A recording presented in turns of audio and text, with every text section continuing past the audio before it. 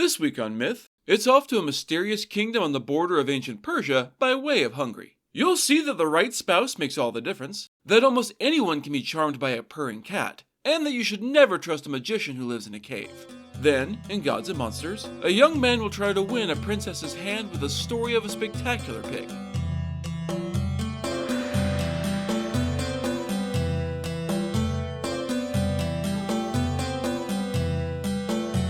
This is the Myths Your Teacher Hated podcast, where I tell the stories of cultures from around the world in all of their original, bloody, uncensored glory. Modern tellings of these stories have become dry and dusty, but I'll be trying to breathe new life into them. This is episode 159, That Darn Cat. As always, this episode is not safe for work. This week's story comes from old Hungarian fairy tales, collected in 1895 by Emma, Magdolna, Rosalia, Maria, Josefa, Borbola, Orczy de Orsi, Tarnars, better known by the more succinct Baroness Orczy. Once upon a time in the Far East, somewhere on the borders of Persia, there was a large kingdom ruled over by the good Sultan Abu Hafiz. The land there was rich and beautiful, the trade was plentiful and prosperous, and the people were safe and happy. Well, the people except for the Sultan himself, that is. The ruler of this long ago and faraway kingdom was quite miserable.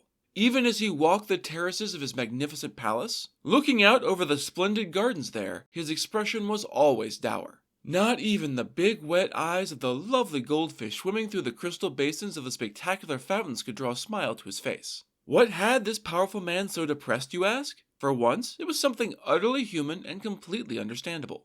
Abu Hafiz had not known a single happy day since the one that had taken his beloved wife from him. The beautiful Sultana Arazad had gone out walking one day with her retinue of women through these very palace grounds. When the group had reached the palace gates, they had been attacked by some great monster that had snuck inside. The story says that Arazad swooned away at the sight of the terrible beast and never regained consciousness, but I have to imagine that this is a polite way of avoiding the much more likely possibility that the Sultana was mauled to death. The terrified women had done everything in their power to try and save Arazad's life, but she was simply too far gone. Having escaped the beast at the sacrifice of their beloved Sultana, they were forced to bear her ravaged corpse back to her husband. In despair, the Sultan had torn his clothes and ripped bloody chunks out of his beard. The court went into mourning with him, and then he vanished from the public eye. For months, no one saw hide nor hair of their leader as he grieved his unbearable loss. Unfortunately, affairs of state could not run without him forever, and he was forced to re-emerge to rule the country once more.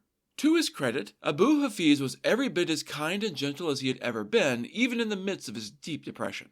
He made time to listen to the claims of his poor subjects with the same patience he'd had before, but the light had gone out of his eyes. Not even his son ever saw the Sultan smile, which has got to be hard on a kid who also just lost his mom. Despite all his efforts to keep up with the kingdom's needs, the people could see that grief was slowly killing their good sultan. Thus, his ministers held council to try and devise a plan to rouse their leader from his gloom. After much discussion, it was agreed that the Grand Vizier bin Ahmed would approach Abu Hafiz about remarrying. In a lot of stories, the Grand Vizier is a cruel, conniving, manipulative figure, but that's often a trope to allow for a powerful man to be the bad guy without getting in trouble with the actual head of state. Though there have definitely been plenty of viziers and men of similar power who have abused the shit out of their office under the guise of serving their leader. In this case, bin Ahmed is a worthy man doing his best to carry out a difficult task. There's really no good way to approach a subject like this, so the Grand Vizier struggled to find his opening. At last, seeing his sultan falling ever deeper into despair, he decided to just throw the Hail Mary. Bin Ahmed threw himself down at Abu Hafiz's feet to beg his attention and forbearance. Your Majesty, I am almost certainly overstepping here, so I beg you to have pity on an old and faithful subject for taking such liberty with you. Your love for Sultana Arazad does you credit, Majesty, but the kingdom needs you. It is time for this mourning to end. Your endless sadness is affecting your people despite your best efforts. Your subjects are losing heart. Laughter has vanished from the kingdom, and trade has come to a standstill. Without you to lead them back into joy, they will all fall into an inescapable despair. Thus it is that I, in the name of your people, most humbly beg that you marry again. Find some lovely, kind-hearted princess who can bring a much-needed light back into your life and into this kingdom. Your subjects will find renewed hope in the chance to cheer your wedding and see you heal from your grief. Very predictably, the Sultan absolutely refused to hear it, at first. The Grand Vizier did not relent, however. He was gentle but insistent. In time, Abu Hafiz was forced to concede that his chief minister and loyal advisor had a point. If he had been a common man, he could have remained in mourning for his beloved Arazad for the rest of his life if he wanted, but as Sultan he had a duty to the kingdom.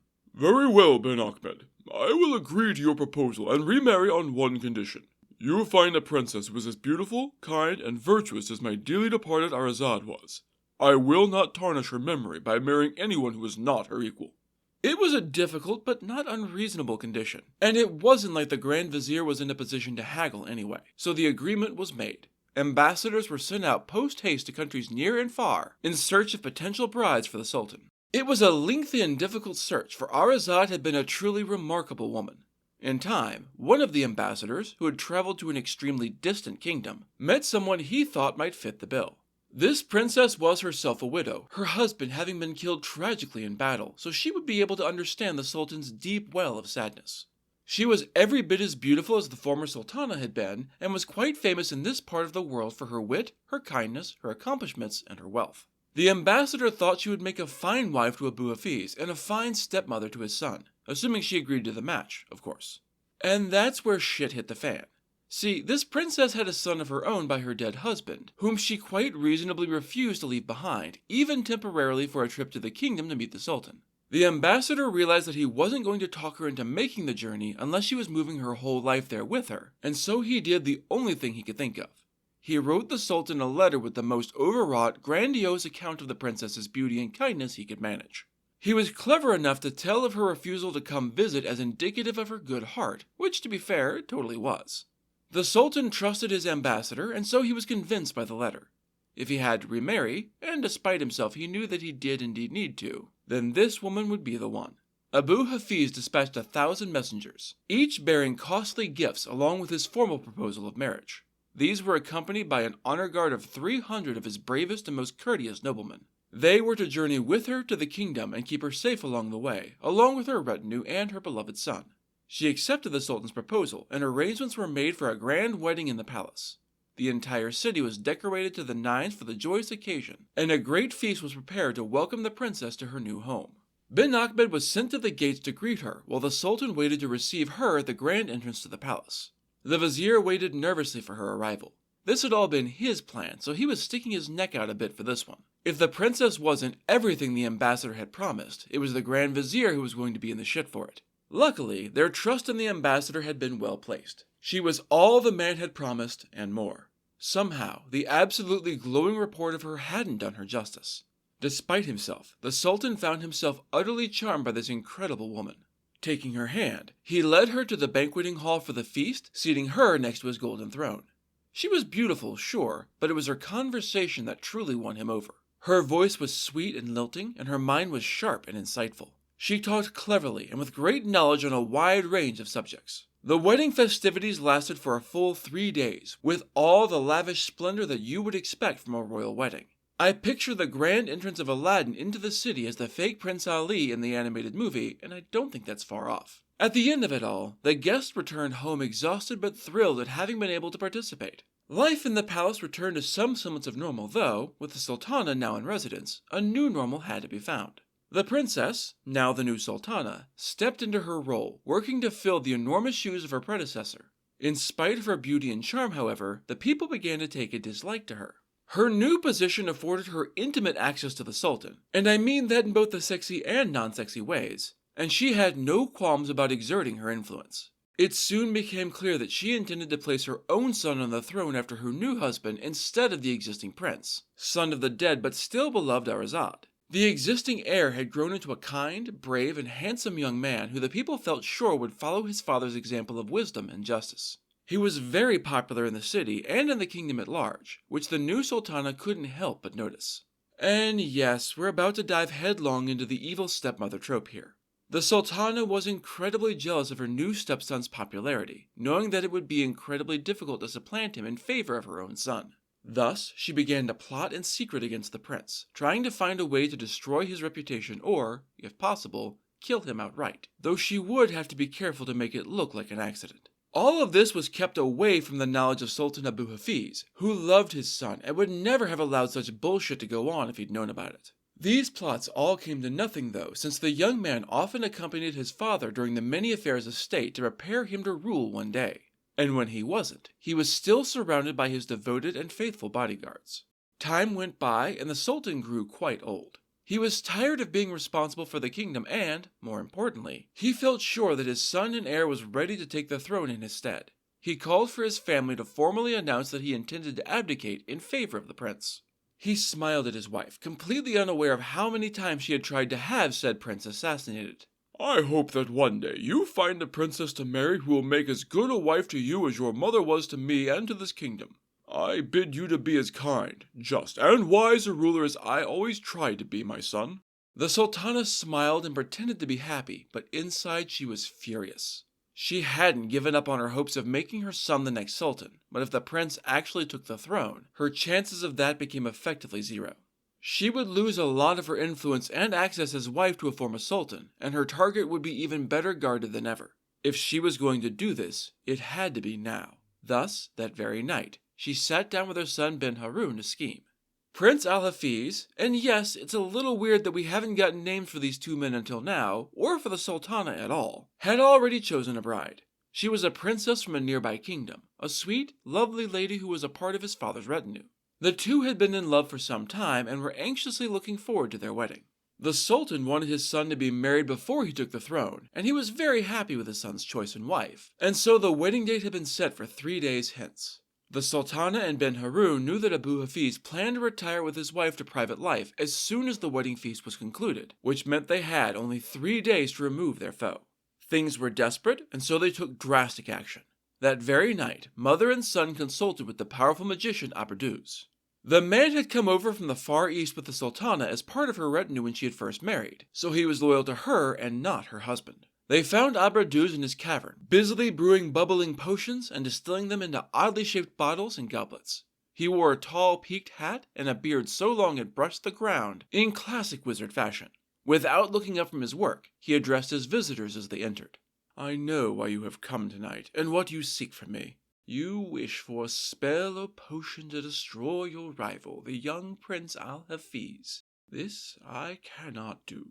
Magic is unable to kill another human being, though it can accomplish many wondrous things." This did not please the Sultana, who was fed up with failures and excuses in those she had employed to rid her of her pesky problem prince. Her eyes glistened with a rage she barely kept contained. "I suggest you find a way to help me, Aberduz, for if your magic cannot kill, then I think you'll find that my sharp dagger very much can." It wasn't subtle as threats go, and the magician couldn't mistake the open malice in his Sultana's words. "I am an old man, and I do not fear death. I will help you not because of your threats, but because you have always been generous with me and let me carry out my mystical works. The prince does not trust magicians, and, if he becomes sultan, he will likely expel me from this country. I was not lying when I said my magic could not kill him, though." The Sultana started to protest, but the magician cut her off. "I do, however, have a plan. I have been brewing a potion for you, one that I think will get you what we both want. Put a single drop on the threshold of the prince's chambers, and, the moment he steps across it, he will be transformed into a black cat. Once he is thus changed, you should find it easy to kill him. No one will question the corpse of a stray cat found in an alley. This potion does have its limits, Sultana. My power waxes and wanes with the moon, and on the night of the new moon, when the sky is dark, it vanishes entirely. On that night, the prince will return to his human form for 6 hours. Make your plans carefully, Highness. No one can ever know that either of us had a hand in the prince's mysterious disappearance. The lack of anybody will help you, but you must still take care."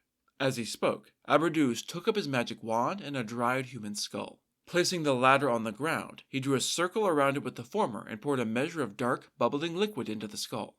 As the Sultana and her son watched in eager anticipation, the magician chanted his incantation in an unknown language strange to their ears. He added esoteric ingredients to the brew as he went: leg of frog and skin of spotted snake, tooth of shark and a unicorn's horn.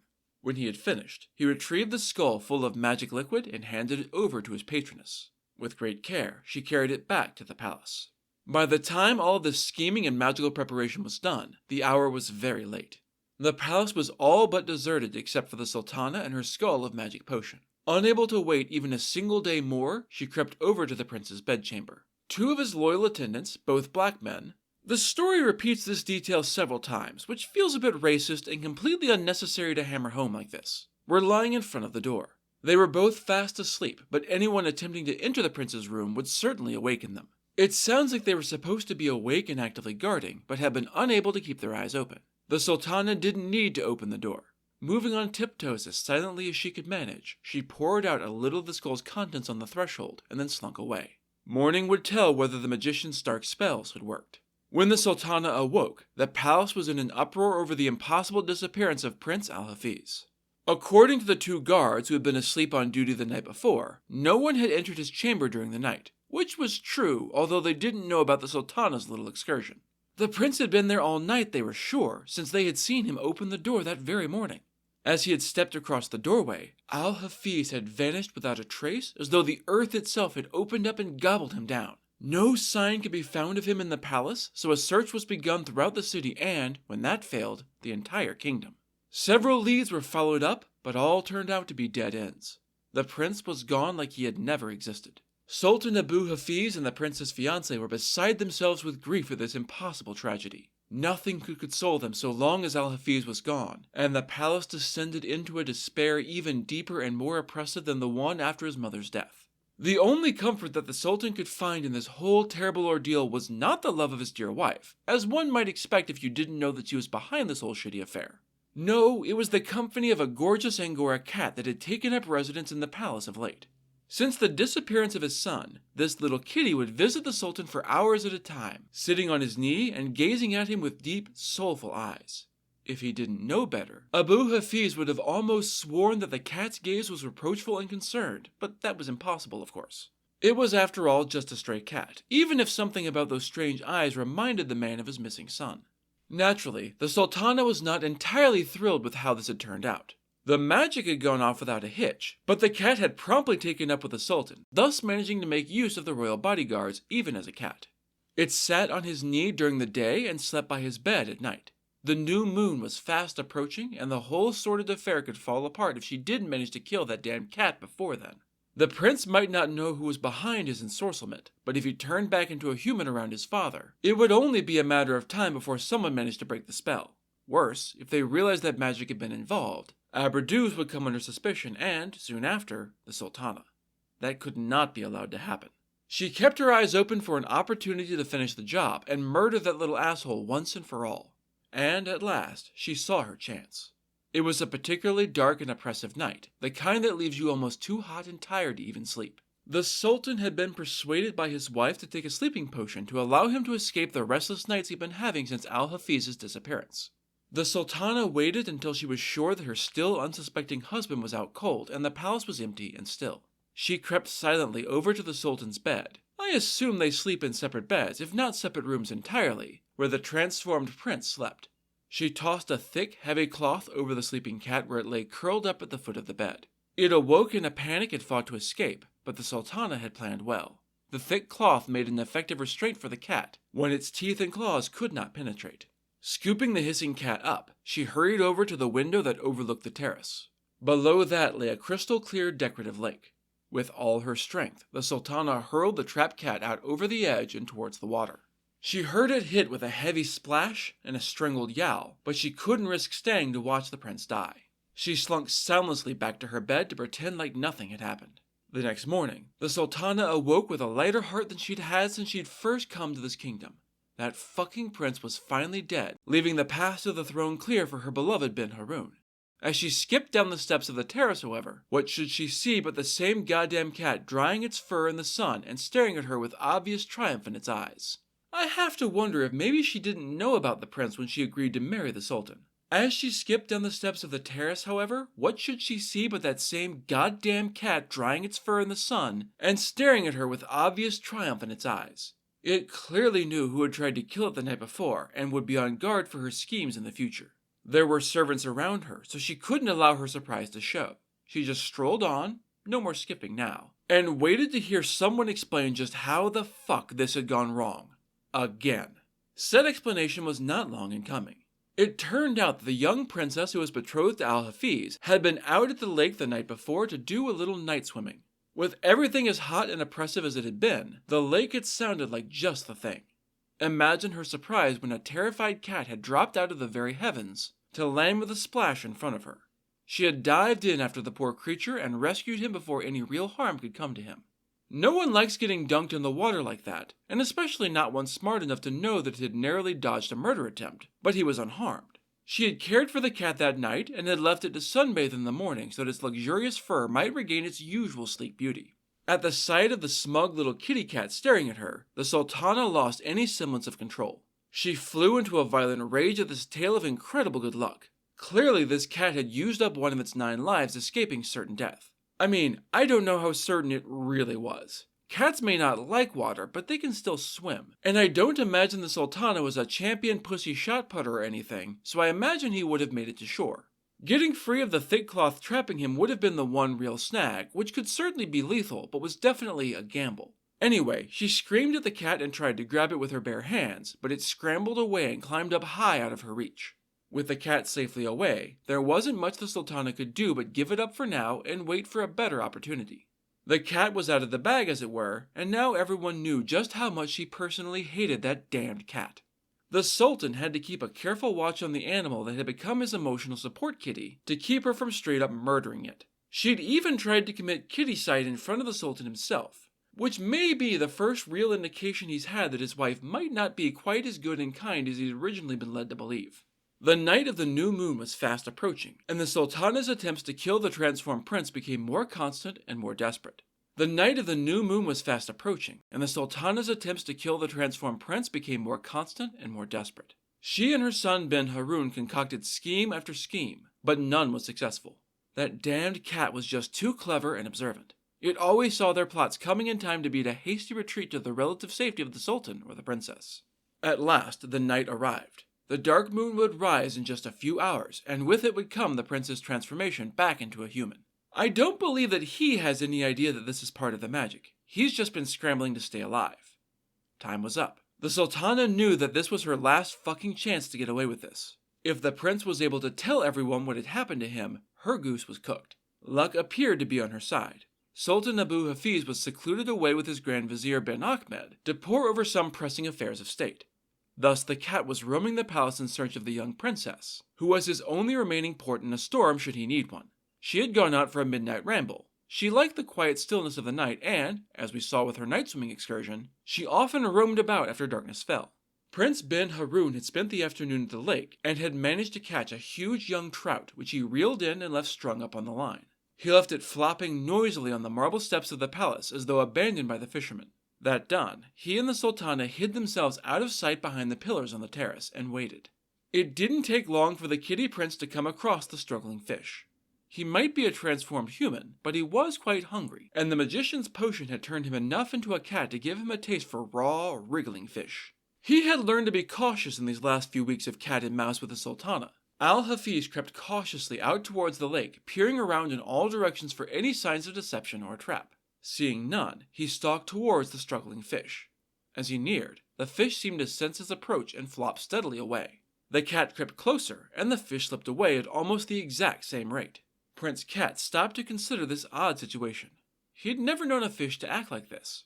He was nervous, but he was also ravenous, and the trout smelled absolutely delectable. Hunger won out over caution, and he pounced towards the fish, which was now very near the terrace.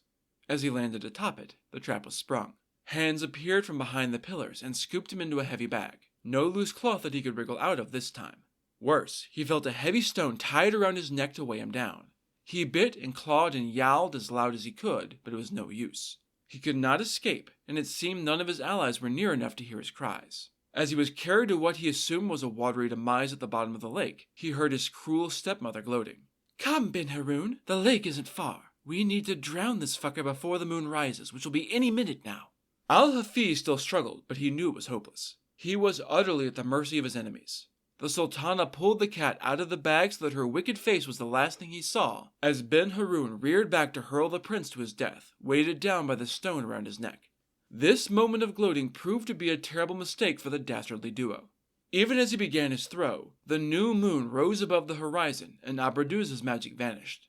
In an instant, Ben Haroun was no longer throwing a cat, he was wrestling a very angry human prince. The Sultana fled in terror, abandoning her son, whose surprise and fear made him an easy target for the furious Prince Al-Hafiz, who had a lot of aggression to work out for all the attempted fratricide. He quickly overpowered his stepbrother and took him prisoner. Dragging his captive into the Sultan's private study, the prince interrupted his meeting with the Grand Vizier to announce his return and bring the hammer of justice down on the guilty. When Sultan Abu Hafiz heard the whole sordid tale of betrayal and cruelty, he was in a towering rage. Only the fact that they were technically family as well as foreign royalty saved their lives. The now ex-Sultana and her son were exiled from the kingdom and forbidden to return on pain of death. The wicked magician Aberduz was taken into custody that night and hanged in the morning. It really seems like all three should have gotten the same punishment, if not worse for the two who were calling all the shots. But as they say, power hath its privileges. Once all that was done, the Sultan and the prince were finally able to celebrate the latter's unexpected return. The pervasive gloom that had hung across the palace was gone as if it had never been, replaced by the welcome celebration of the delayed wedding. Everything went off without a hitch, and the prince and the princess became very happy newlyweds.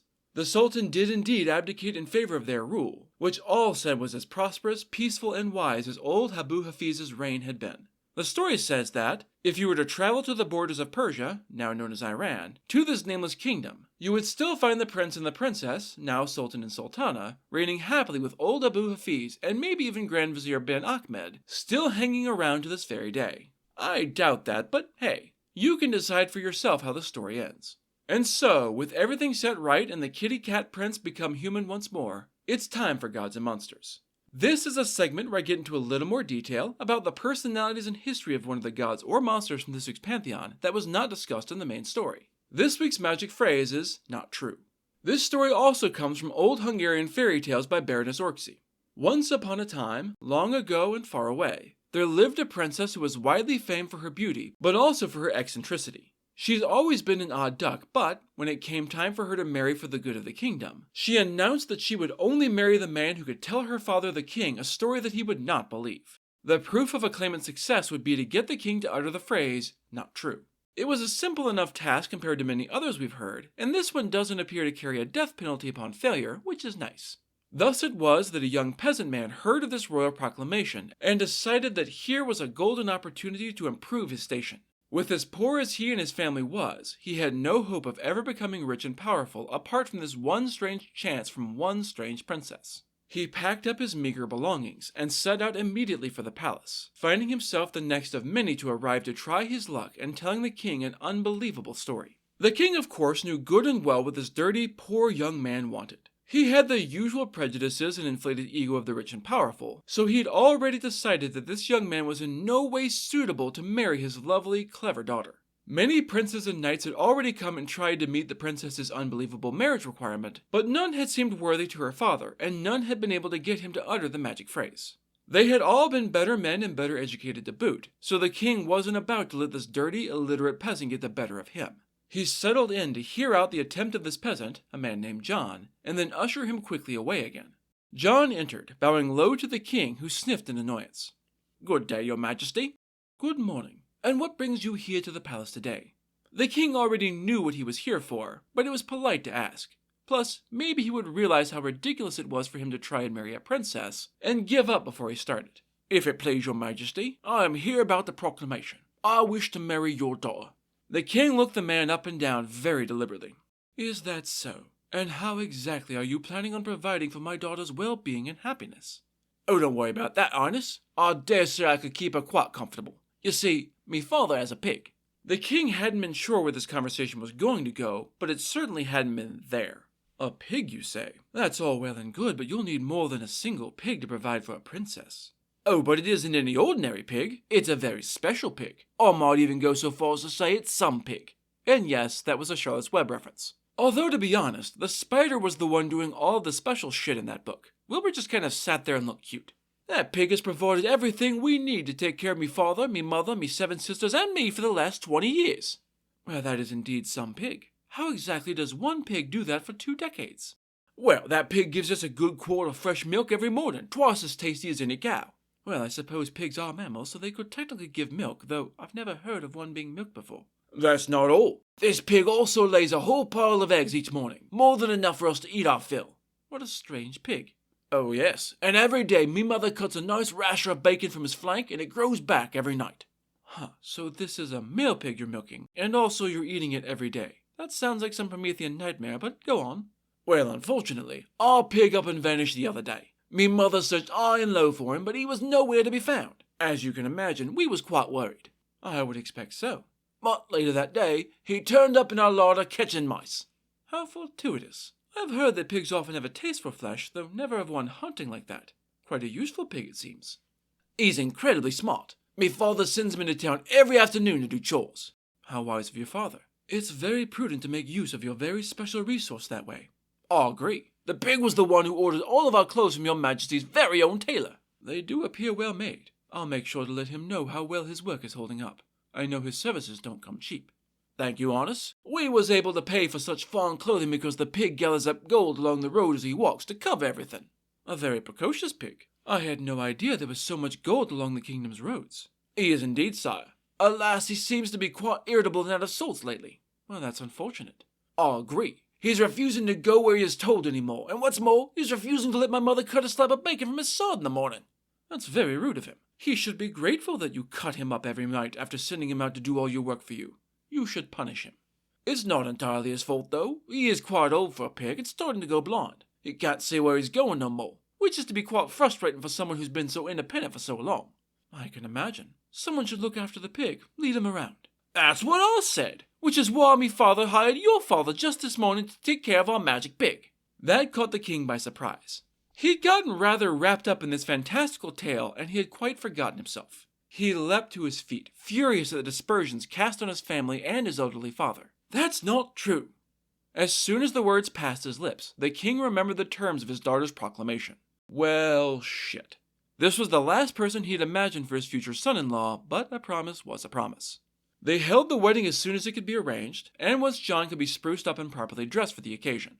To the king's credit, he gave the young man a fair shake, and was surprised to find that the former peasant-turned-prince was actually quite good at the job of statecraft. He lived in the palace with the king and his new wife for many years, earning the trust and love of the people. They were all therefore quite happy when the old king eventually decided to abdicate the throne in favor of John and the princess. They all lived happily ever after, and the people said that they had never before had so wise or just a ruler. That's it for this episode of Myths Your Teacher Hated. Keep up with new episodes on our Facebook page, on iTunes, on TuneIn, on Verbal, and on Spotify. Or you can follow us on Instagram as Myths Your Teacher Hated Pod, on Tumblr as Myths Your Teacher Hated, on Blue Sky as Myths Podcast, and on Mastodon as Myths Your Teacher Hated. You can also find news and episodes on our website at mythsyourteacherhated.com. If you have any questions, any gods or monsters you'd want to learn about, or any ideas for future stories that you'd like to hear, feel free to drop me a line. I'm trying to pull as much material from as many different cultures as possible, but there are all sorts of stories I've never heard, so suggestions are appreciated. The theme music is by Tiny Cheese Puff. Next time, we're heading back to long ago England for the next tale in the Arthurian legend. You'll learn that barons can't be trusted to stick to a schedule, that the best kings are raised from humble origins, well, as humble as you can be while still being a family of knights, and that archbishops have to put up with a lot of bullshit from the nobility. Then, in Gods and Monsters, Jack the Farmer will match wits with a tricksy-faced spirit. That's all for now. Thanks for listening.